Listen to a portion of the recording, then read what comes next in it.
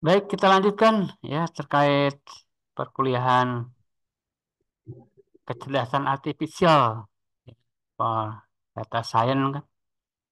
Kita lanjut ke materi terkait balance data handling, artinya bagaimana menangani data yang seimbang ya, data yang tidak seimbang. Kemarin kita udah share terkait konsep yang lengkap ya tentang bagaimana konsep menangani data yang tidak seimbang. Kemarin udah diceritakan ada data apa metode per sampling dan under sampling ya untuk menangani data tidak seimbang itu. Di sana dilibatkan kan rumus-rumus ya ada beberapa rumus-rumus yang di dijadikan acuan untuk menghitung kan bagaimana menghitung bagaimana menciptakan atau membuat data itu ya data penyeimbang itu. Nah, kali ini kita akan masuk ke aplikasi Python-nya, ya, aplikasi algoritma AI-nya. Karena kemarin konsepnya, teorinya udah di-share ya di video pembelajaran sebelumnya. Di konsepnya kurang lebih begini kan, per sampling using Python ya. Artinya ada sebuah metode menggunakan Python untuk uh, menangani data yang tidak seimbang ya. Jadi bagaimana menangani data yang tidak seimbang. Itu yang akan kita eksperimenkan itu adalah metode upper sampling ya dengan under sampling menggunakan Python.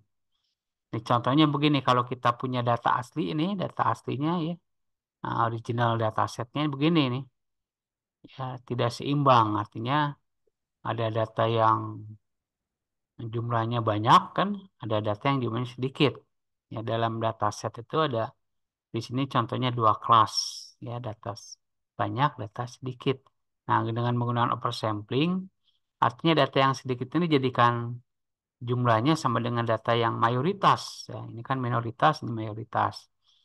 Sehingga nanti prosesnya akan berjalan dengan baik kalau data science-nya, data-data setnya kita siapkan dengan seimbang. Karena kalau tidak seimbang nanti si algoritma biasanya akan cenderung pada data yang mayoritas. Sehingga ada bias kan dalam kesimpulan. Nah, ini contoh hasilnya dari oversampling, artinya memberikan data ya tambahan ya, artinya antitesis ya ke dalam data yang minoritas nih.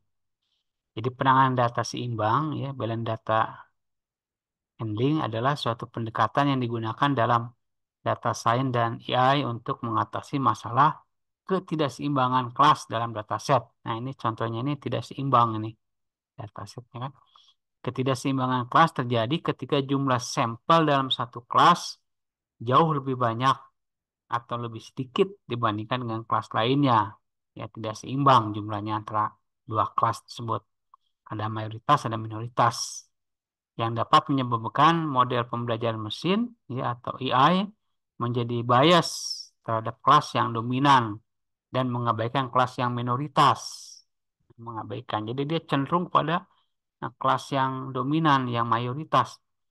Beberapa metode untuk menangani ketidakseimbangan kelas antara lain ini secara konsep udah dibahas kan di apa video sebelumnya kemarin udah di-share kan.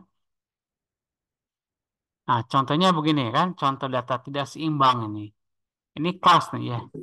Ini kan ada dalam data science itu ada variable independen, ini variable independen. Ya, variable independen yang apa? Ini WCTA, EBITDA, RETA, BFPTD itu variable independen ya. Sehingga yang menyebabkan kelas itu diklasifikasikan terhadap distress zone, safe zone, atau gray zone ini di data-data ini tuh ya. Dan ini memang alat ukurnya menggunakan Altman-J score kan. Altman-J score itu untuk menentukan ini, menentukan mengelompokkan gitu, ya, mengelompokkan kelas. Tapi dengan pendekatan AI artinya ini pun tidak ada Z-score, asalkan data kelasnya ada ya, data labelnya ada, dia algoritma udah punya kemampuan untuk mengenal pola, ya, mengenal pola dari data yang ada, dari dataset yang ada. Jadi dataset ya, ini udah sukses artinya dipanggil ya kalau dalam pemrograman ya. Jadi kolomnya terdiri daripada BCTA, ini kan, EBITDA, Reta, PTD, Z-score, ya, dan kelas ya. Kelasnya ini ya bentuk label dari dataset ini. Jadi 15 kolom di sini, 15 baris ya yang yang ditampilkan ya. Ya, kemudian kita nanti akan mencoba menggunakan metode oversampling dan undersampling untuk untuk ya menampilkan hasil dari dataset ini. Jadi ini nanti akan dibuat balance kan, artinya di stress zone dengan safe zone itu sama jumlahnya, ya, gitu. Atau dengan gray zone sama. Itu yang kemarin kita mengulang yang kemarin sedikit kan, ya. Di kolom kelas berisi label kelas yang terdiri dari 3 kategori ya, ada distress, safe zone, dan gray zone. Kelas kelas yang ini nih, kelas yang ini ya. Nah, ini. Kita akan melakukan oversampling dan undersampling pada dataset ini dan membandingkan hasilnya dengan data asli menggunakan grafik batang. Ini langkah-langkahnya, algoritmanya, artinya menampilkan distribusi asli dari kelas, melakukan oversampling dan undersampling, menampilkan hasil distribusi dari oversampling dan undersampling. Kemudian nanti menganalisis hasilnya ya, data science itu dianalisis. Nah, ini contoh dari original class distribusi ya, distribusi kelas asli kan. Jadi di stress zone tuh jumlahnya banyak nih. Sedangkan safe zone dikit jumlahnya. Gray zone ini adalah data original, artinya data ini tidak seimbang. Kalau dijalankan sama algoritma AI, ya, ini algoritma itu akan cenderung pada mayoritas ini di stress zone. Jadi kalau ada input, nah dia cenderung ke dikelompokkan, diklasifikasikan pada di stress zone data tersebut. Ya, mengabaikan ini, mengabaikan data minoritas seperti safe zone dan gray zone. Itu kelemahan dari dataset kalau tidak seimbang. Sehingga problem tersebut terus ditangani tentunya. Ya, dalam data science itu ditangani ini bagaimana data yang minoritas itu menjadi sama dengan mayoritas. Ya, ada metodenya kemarin, ya metode oversampling dan undersampling. Jadi ada beberapa rumus yang dilakukan ya, dihitung jaraknya dulu ya, hitung jarak kemudian dilakukan proses tertentu untuk bisa menghasilkan data sintetis namanya, data sintetis, sehingga dengan adanya data sintetis yang dibuat oleh algoritma oversampling itu, data sintetis, data tambahan sih, ke Seption, nanti Seption bisa terus bertambah. Nah, distribusi asli dari kelas menunjukkan bahwa terdapat ketidakseimbangan di antara 3 kategori. Untuk mengatasi ketidakseimbangan ini, kita akan melakukan oversampling dan undersampling. Ini tidak seimbang. Tidak seimbang. Kemudian oversampling adalah teknik untuk menambahkan lebih banyak sampel ke dalam minoritas. Jadi uh, oversampling itu menambahkan data sintetis namanya ya, data buatan, sehingga nanti ini bertambah ya menyamai data yang mayoritas. Ini pun sama bertambah menyamai data yang mayoritas. Tekniknya kemarin di video pembelajaran yang kemarin yang seperti share. Jadi undersampling adalah teknik untuk mengurangi jumlah sampel di kelas mayoritas. Nah, persampling itu ini dikurangi menyamai yang minoritas.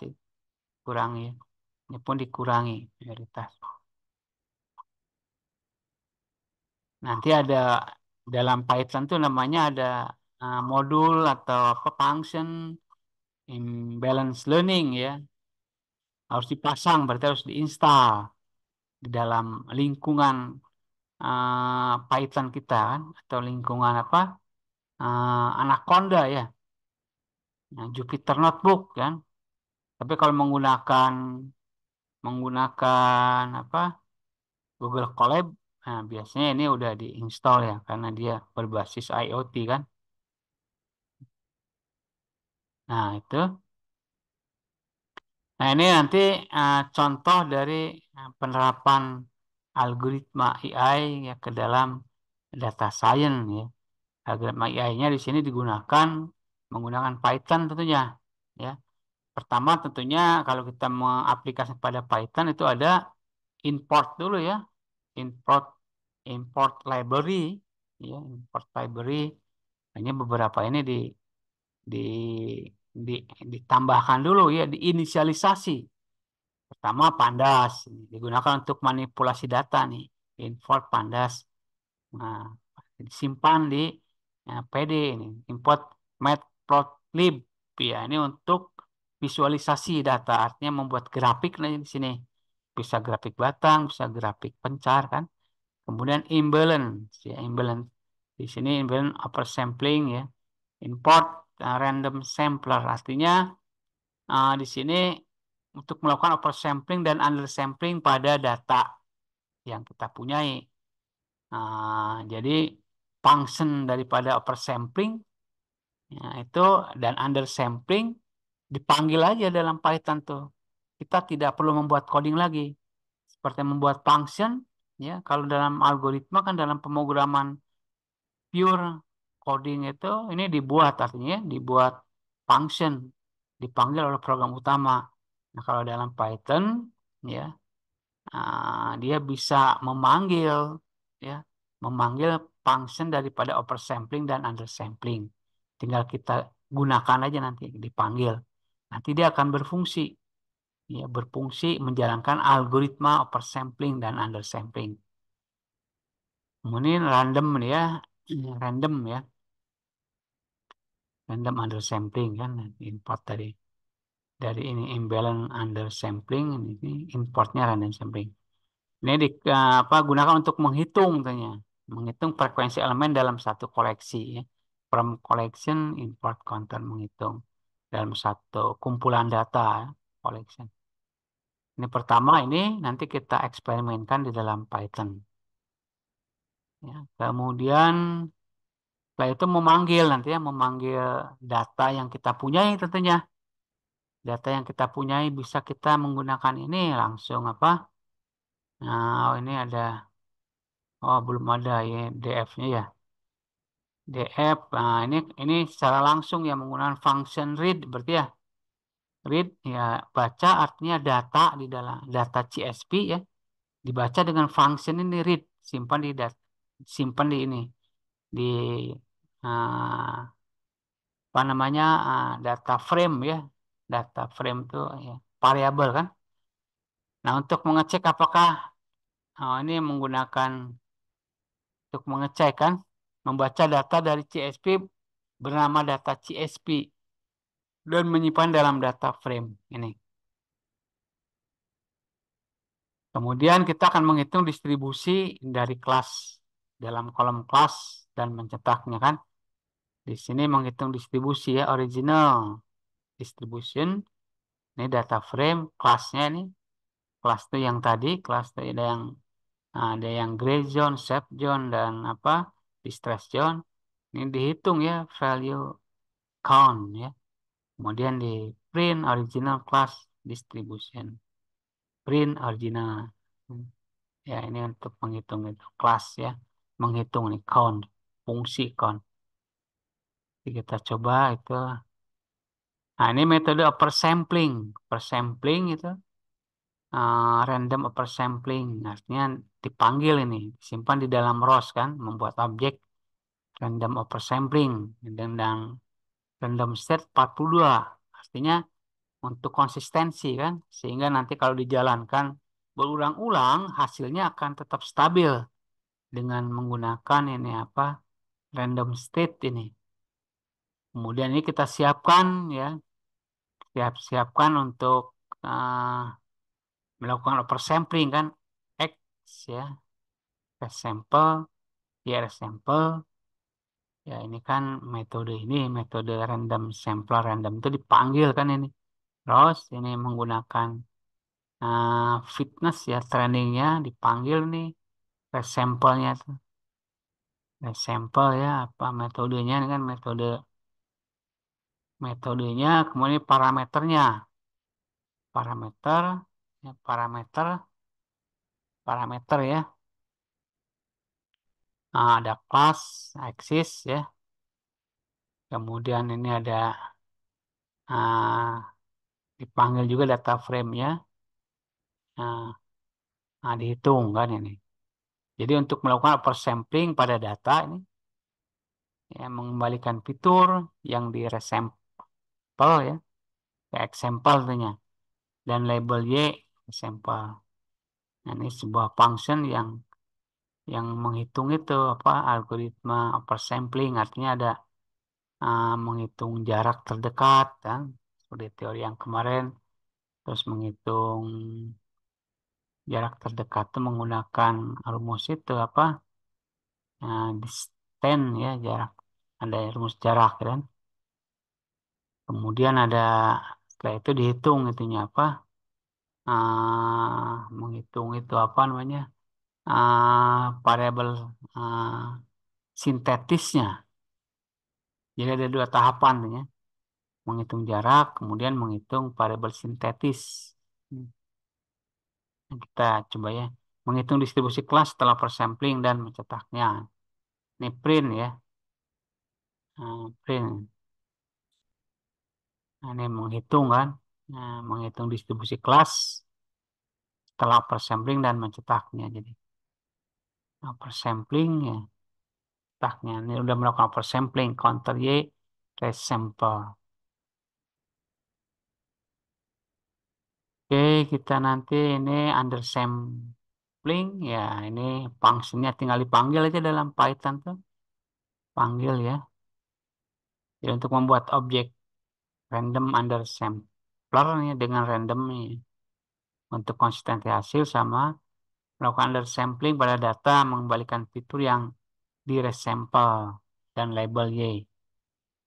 Fitur atau apa namanya variable itu variable independent ya dengan sekaligus dong dengan kelasnya kan label menghitung distribusi kelas setelah undersampling dan mencetaknya. Kemudian setelah itu kita masuk ke pembuatan ini grafiknya nih kan figurnya ya ukurannya nih kan. Ini nanti dicetak original distributionnya untuk original apa grafiknya kan. Ya ada original class distribusi, X label, ya label kan. X labelnya ya berarti nanti kelas, ya labelnya ada frekuensi kan. Sama juga yang oversampling dan definisi-definisi itunya. Kemudian nanti di sini diplot ya. Nah, membuat tiga subplot untuk menampilkan distribusi kelas asli, ya per sampling dan under sampling itu yang di atas kan, menggunakan grafik batang untuk menampilkan distribusi kelas, menambahkan judul label sumbu X dan label sumbu Y untuk setiap subplot, menggunakan plot types layout untuk memastikan tata letak subplot tidak tumbang tindih, menampilkan plot dengan ini PLT. Nah, keterangan ini kan. Ya, kita coba masuk ke itu ya. Sekarang masuk ke Python-nya. Kita masuk ke Python-nya. Nah, apa? Python-nya. Nah,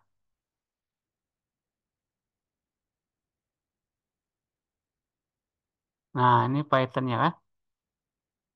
Python-nya. Ya. Ini ada beberapa itu kan. Beberapa contoh nanti. Ini contoh. Apa contoh? Nah, beberapa contoh. Tah. Ini pemanggilan ya. Pemanggilan nanti. Ini contoh yang ini kita. hmm, yang terakhir aja ini. Yang terakhir. Artinya supaya sesuai dengan tadi yang diberikan di teori ya. Teori nah ini tadi kan. Nah, import pandas ya, matplotlib ya. PLT tadi kan. Ini ada imbalance, ini function tadi ya.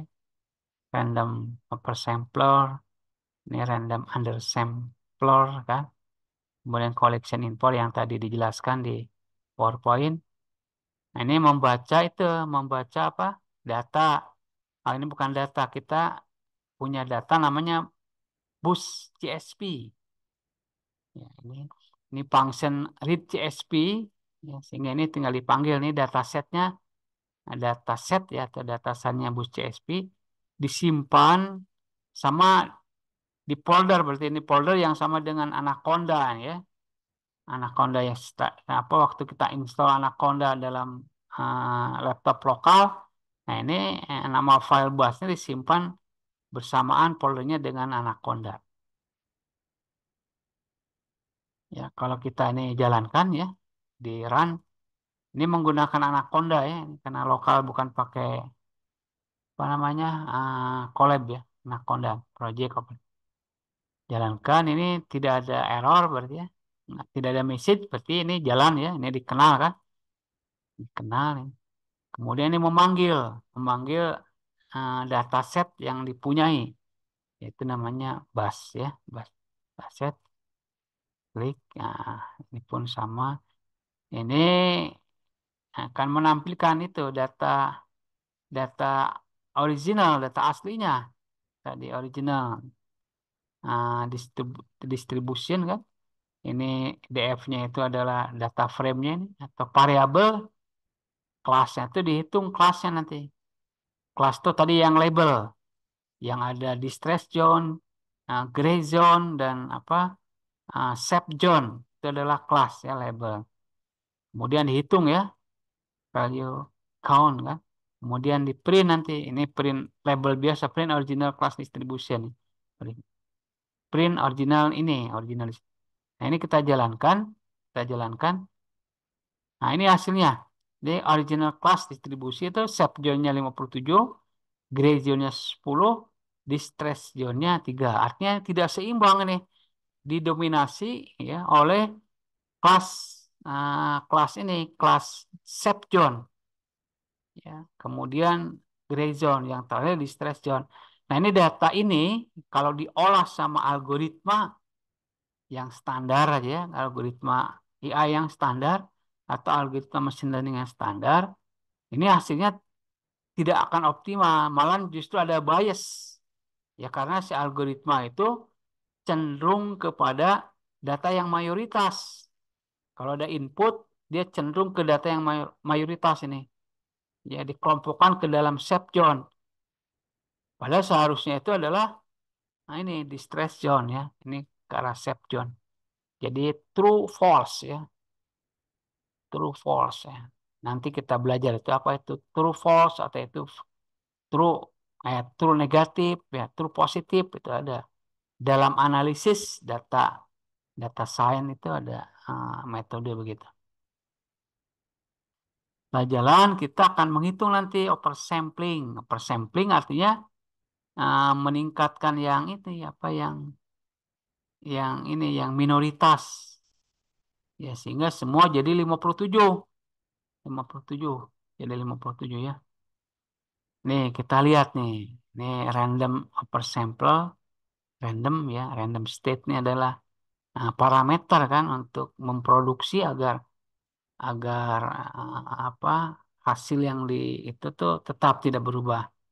Yang ini tadi ya, function ini kan ini upper sample, ini menghitung resample ya, per sampel print. Nah, ini kalau dijalankan di run hasilnya ini kan jadi Sepjon 57, Distron 57, Grazon 57.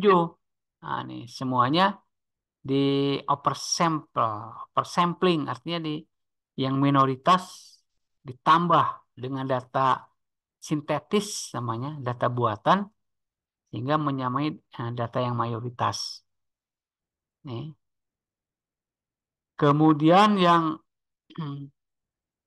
berikutnya itu ini kan oversampling ya. Oversampling ini datanya.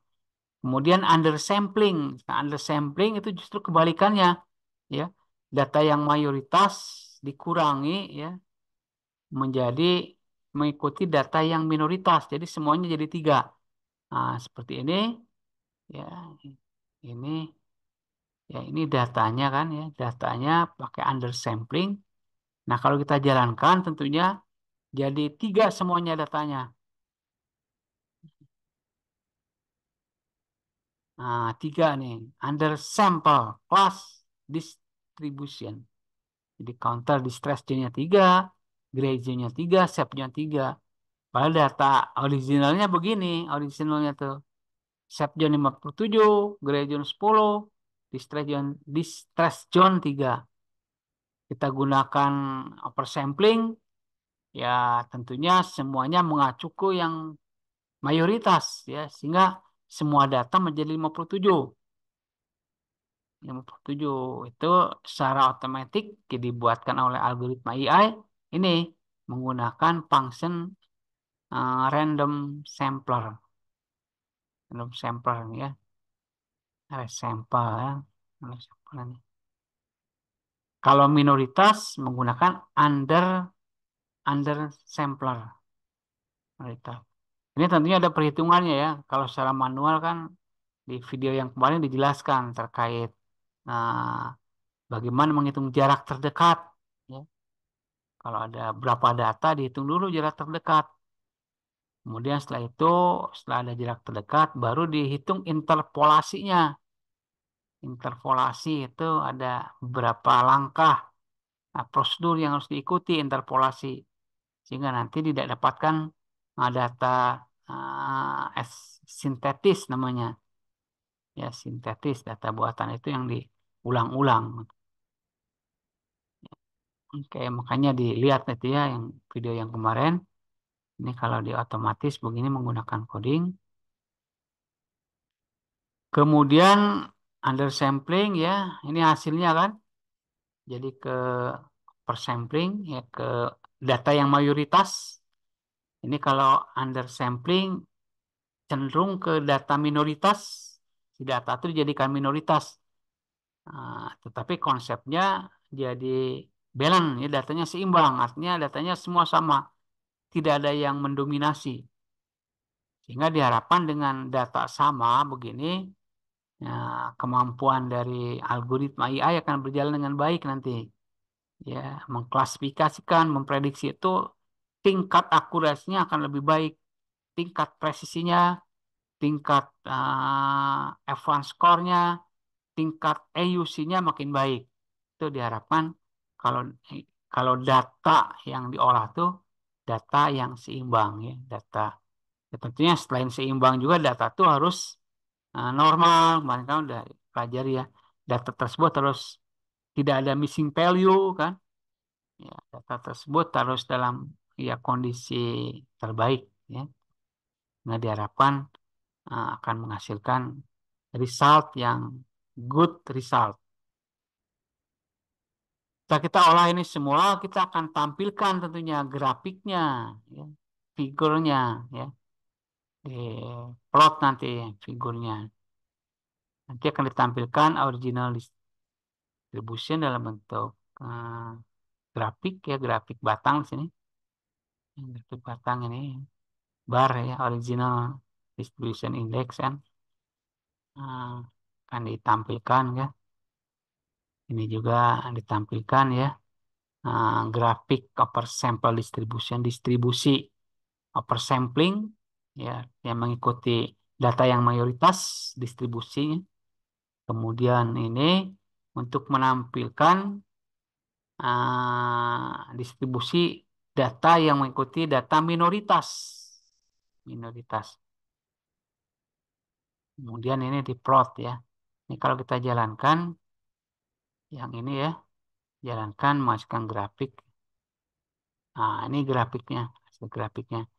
Ini data originalnya, original class distribution ya. Ini artinya di stress zone kan paling minoritas, gray zone ya di atas minoritas, didominasi oleh safe zone. Nah, dengan metode oversampling artinya semua dijadikan mayoritas, artinya mengikuti ini safe zone. exception, minoritas. Nah, ini sehingga datanya ini yang akan diolah tuh. Kemudian kalau ini apa yang undersampling ya, class distribution, kita mengikuti data yang minoritas, yang ini yang kecil, yang sedikit nih ya. Kali ini 50 kan ya, 50 ini taruhlah 30 nih, 30 kurang berarti nih ini sini. Ya, itu ya terkait apa? Eksperimen dengan AI. Apa namanya?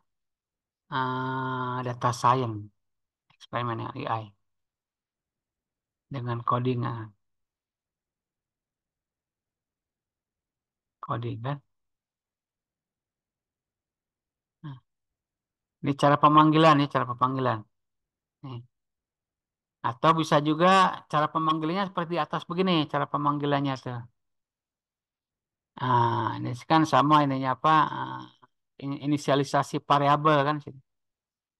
Ini bisa juga menggunakan ini apa kalau data kita disimpan di ini kan di drive A ya, kemudian disimpan di folder dataset PBM, nama datasetnya dataset 1016.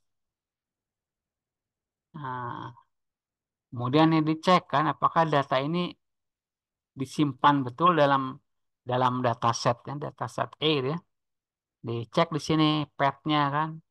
Nah, kalau ada ini betul berarti datanya ada ya. Simpan di path kan. Kalau tidak ada berarti file does not exist kan. Ini kan dijalankan kan. Ini kita jalankan dulu atas jalan kan. Ini juga ini datanya ada ya. Data data ini data set 1016 Excel di dalam folder data set PBM itu di dalam drive A itu ada kan. Nah, atau cara yang kedua bisa juga begini ya. File path-nya ini diimport pandas sama file path-nya disimpan ya. Kemudian ini ada nah, pengecualian pakai try ya dipanggil ini di print file path-nya ini ya di print. Nah, kalau ada datanya itu pemanggilan sukses. Ya kalau tidak ada exception itu ya file not found ya please check the file path ya. Ini kita jalankan ya. Nah, sukses karena ada. Coba kalau kita ganti nih, drive-nya itu kan di sini nggak ada ya, di G itu nggak ada. Nah, di G nih. Dataset ini bukan disimpan di G tapi di E kan.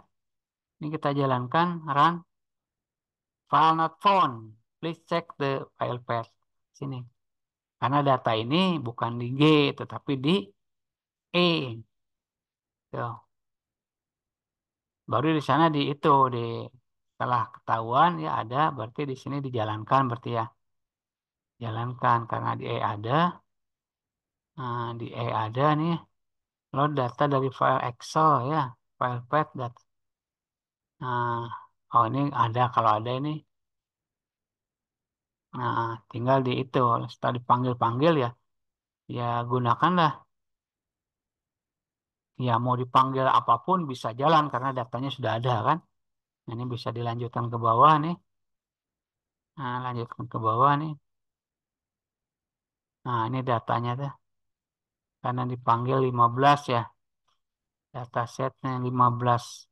15. Kalau dipanggil 20 ini. 25 keluarnya 25 ya. Nah, 25. Dimulai dari titik ke 0 tentunya ini. 0. Nah, ini datanya ini. Ini artinya print ya.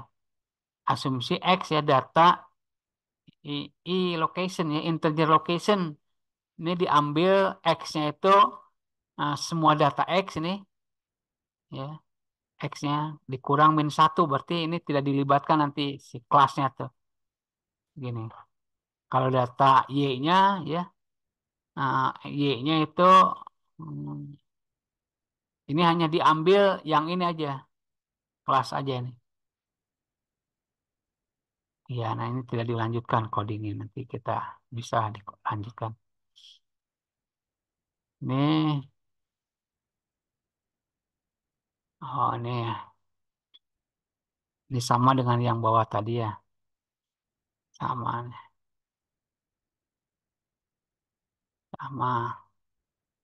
Ya, sama yang ini ya. Sama.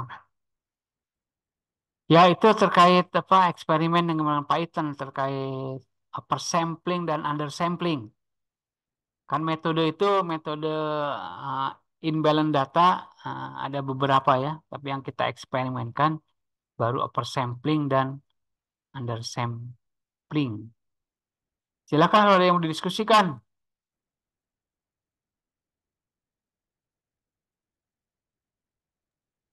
Under Pak, sampling. Ya, izin untuk bertanya. ya, silakan. Kalau oversampling itu kan mengenerate data dari sampel yang ada ya, Pak. Ya, dari yang Nah, minoritas kalau kalau dijadikan mayoritas. Ya. baik, Pak. Nah, kalau kalau data minoritasnya itu terlalu dikit, apakah boleh di oversampling gitu, Pak? Iya, memang ada kelemahan nanti kan. Bisa sih Ya, bisa Pak. ya. Artinya. Bisa di oversampling, tapi nanti ada kelemahan. Terlalu sedikit ya. Ada kelemahan Ya, memang. kalau terlalu sedikit. Kalau terus sedikit, itu lebih aman justru kalau menggunakan IA itu ya. Lebih aman. Karena datanya kan menggunakan suatu proses yang mirip datanya itu. Sehingga kemungkinan lebih aman. Yang jadi masalah itu kalau data mayoritas dijadikan minoritas. Nah, ini ada problem ini. Karena ada data, ya ada pola data tertentu yang akan dihilangkan kan. Nah, ini nanti akan mengganggu pada tingkat akurasi biasanya dalam data science itu. Tingkat akurasinya akan terganggu, baik akurasi maupun presisi. Ya, itu ya. Ini siapa yang bertanya? Nah, Randi, Pak. Oh, Randi, oke. Yang aktif dapat bonus nilai ya, Randi.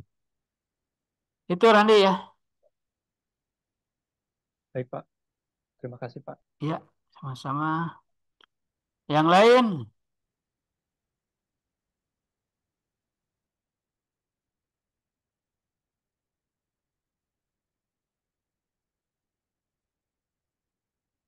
Ya, baik ya kalau nggak ada berarti teorinya itu bisa kalian simak lagi ya video pembelajaran yang kemarin di-share terkait itu ada apa distance ya, enclosed distance ya menggunakan jarak terdekat ya untuk membuat data sintetis itu dicari dulu data yang terdekat itu menggunakan rumus jarak terdekat ya.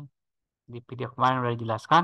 Kemudian setelah itu dihitung interpolasinya, interpolasi dari data. Itu diulang-ulang sehingga akan membentuk data sintetis ya diulang-ulang yang bisa menambah minoritas menjadi mayoritas. Sehingga